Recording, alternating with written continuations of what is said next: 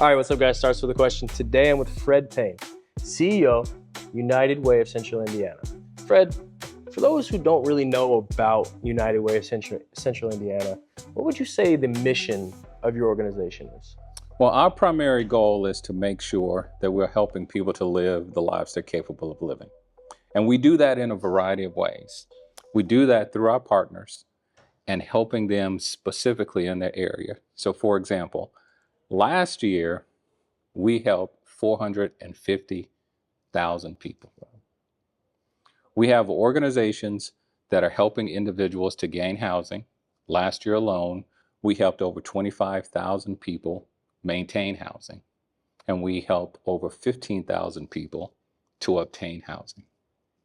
1 in 6 households in Central Indiana are touched by the services of United Way of Central Indiana or one of our partners. So that's really, when we talk about the reach and the breadth of the organization, we're talking about 1 in 6 households. And we are here to ensure that every individual in Central Indiana has a path forward.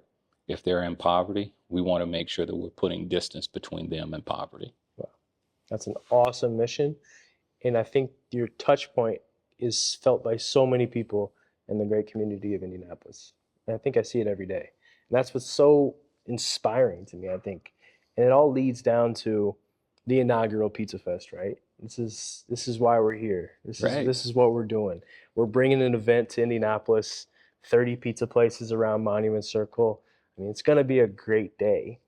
But when I was creating this event, I did not want to be I didn't want to take every proceed and just do it for the festival. I wanted to find a mission and I wanted to connect with the charity, and that's why I chose United Way. So there will be a donation from the Indianapolis Pizza Festival to United Way of Central Indiana. But how do you think that donation and that support helps advance you guys even more? Well, it will help in a variety of ways. One, it will help us to serve more individuals throughout Central Indiana. It will also help us to serve those individuals in a more focused and complete way. The one thing that we found is that need has no place, face, or race. I like that. And we want to make sure that we are touching every single individual that has a need in our community. And the more resources that we have, the more we're able to provide support to them. So with your generous donation and exposure, we'll be able to help many more individuals in Central Indiana. That's awesome. I think that's what it's all about. And I was trying to find an opportunity. I think I really found the best one available. I really do. My next question, I think, is can you share like a moment or just like a success story recently, right? I know you've talked about, touching 1 in 6 families, which is amazing, 450,000. But do you have a certain, example that pops up, when you hear that question of, hey, this organization really helped out? Well, it's hard for me to choose one because last year I went and visited 88 of our accredited organizations throughout Central Indiana. And each one of them had their own inspiring stories and how they touched individuals. So it's hard for me to pull out one, but I'll tell you. But you got one.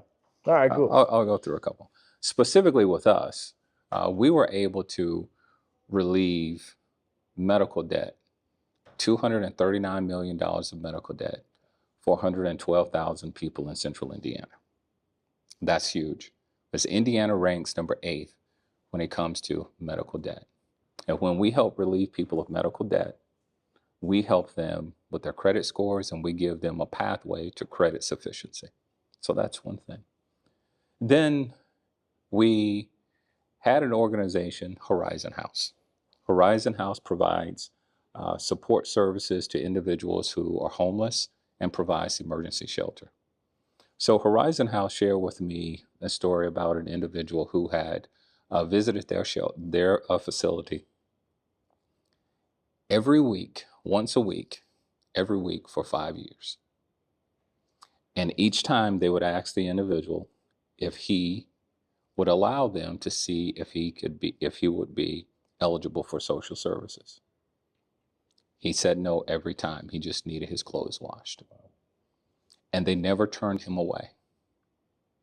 Then finally, one day, he came in and he allowed them to sit down and talk with him and for him to tell them his story. Come to find out, he was an honorably discharged veteran, and he was eligible for immediate housing assistance and a variety of other assistance. Had Horizon House turned him away, he never would have gotten the services that he had earned as a veteran. That's amazing. That's an incredibly inspiring story. Seriously, like that doesn't happen every day, right? Those type of stories are so special, and I think, like, how does it feel just to be knowing that every day your organization helps people? Well, first off, I believe that it's a calling of mine. I've been called to serve in this community and to help people live better. Mm-hmm. And every day that I wake up, I feel that I'm blessed to do that. And I feel that this organization is a blessing to other people. And it just fills my heart every day to know that I'm a part of someone either having a meal that they wouldn't have had, having transportation that they wouldn't have had, or they're connected to some type of service that they need to help them with their basic life's needs. I believe that there's no greater calling than to help our neighbors. When I think about our neighbors who are in need, there's no barrier that we shouldn't eliminate to try to help them. Not me, we. That's Yes. how I view things. How do we make things better? Well, a variety of ways. One, as a community, focus on those who need more. As I said earlier, need has no place, face, or race, and it has no time. So the time is always good to help our neighbors. So we can help our neighbors in big ways and small ways. Sometimes we believe that the only way that we're helping our neighbors is through some grand gesture.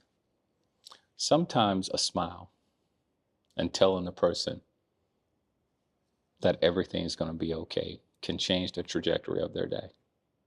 Helping to point an individual to a service that they need.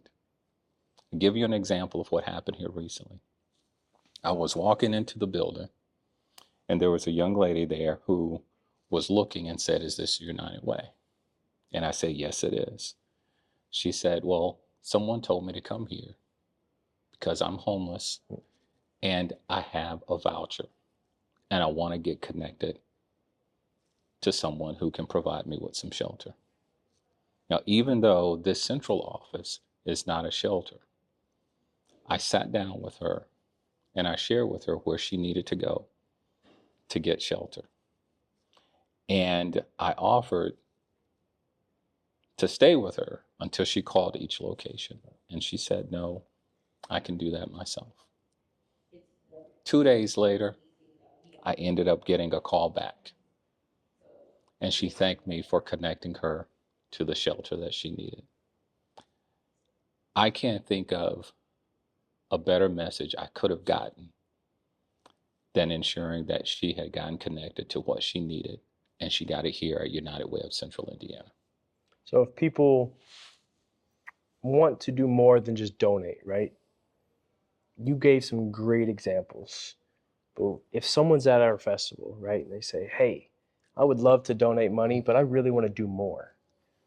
Is that the best way to do it? Just be a part of the community and smile at people and be a part of opportunities that you guys offer? Or what do you think the best way to do that is? So that will depend on each person. I like that. Each person will know what touches his or her heart.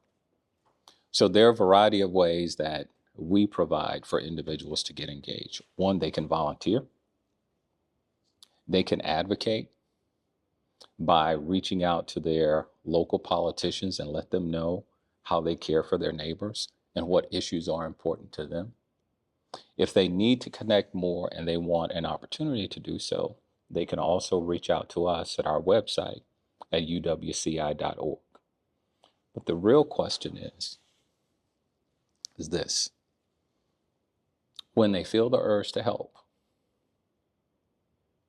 I will ask them to act.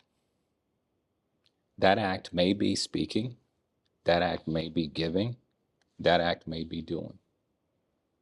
I'm just asking that they do, because doing something is always going to be a way to help someone else. Couldn't agree more. That's beautiful. So not only are you going to be able to eat pizza, donate to charity, act and do, but you're going to be able to have an awesome day knowing that we're going to give back to the United Way of Central Indiana. That's what we're doing. That's what it's Yes, for. It's not for me. It's not for you. It's not for that person over there. It's for all of us in the Central Indiana community. Yeah. Fred, thank you so much. And you know, I don't want you to leave here without us acknowledging what this event will do for our city. So there are economic benefits to having PizzaFest. I think so. So you get a variety of organizations who are able to showcase their food and their talent. You'll end up having individuals who are able to have temporary employment through the vendors and through temporary work. You also have an opportunity to showcase the city of Indianapolis and show that from a culinary standpoint, what we have to offer. The most important thing, this is an opportunity for people to convene and people to come together and celebrate the diversity of our community with the diversity of food that we have and the diversity of creativity that you're bringing to Central Indiana. So I want to thank you for that. Thank you, Fred. You know what's great, guys? I just found my new director of communication. Thank you, Fred. Appreciate it. Thanks, I appreciate it.